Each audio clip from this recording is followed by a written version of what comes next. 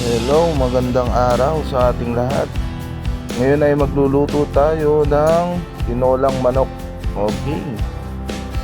So, mga kaluto, pa-subscribe ka ba ng ating channel para ganahan tayong mag-upload ng ating mga videos. Okay, and na po.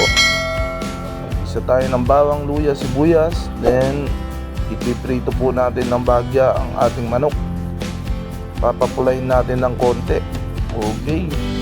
So medyo natagalan mga kaluto bago tayo ulit nakapag-upload. Okay. So ayan na naman, magluluto na naman tayo ng pagkain sa aming probinsya. Ito yung mga madalas niluluto sa lugar namin. Okay. So ayan, ginisa-ginisa lang namin ang manok. Then, sasamahan natin siya ng puso ng manok. Okay, para mas sumarap ang ating tinola. Po. Isa-isa lang natin sa mawala ang kanyang katas, para mawala ang lansa. Alright, so ayan na. Lagyan na natin ng tubig. So papakuluan lang po natin ito hanggang sa lumambot.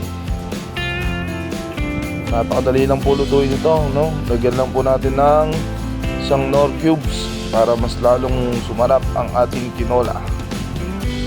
Okay, so ayan, kumukulo na siya. Papakuluin pa po natin ang papakuluin para lumambot na lumambot. Ayan, so medyo malambot na po siya. Nilagay na rin po namin yung ayan na po, kumukulo na po siya. Okay. Lagyan natin ng sili para kahit pa paano merong konting kagat naman. Ayan, nagmamantika na po.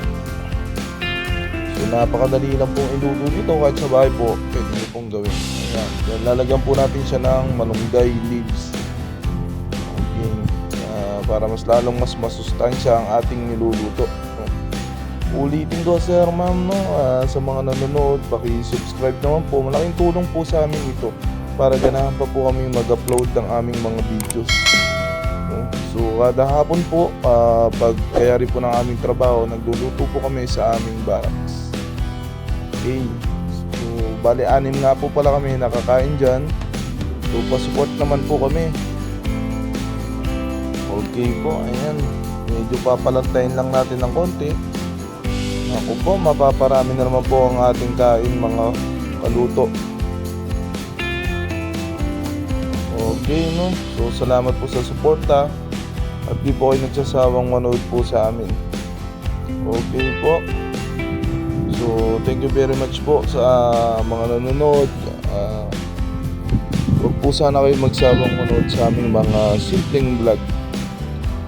Okay po, thank you po, and God bless sa ating lahat.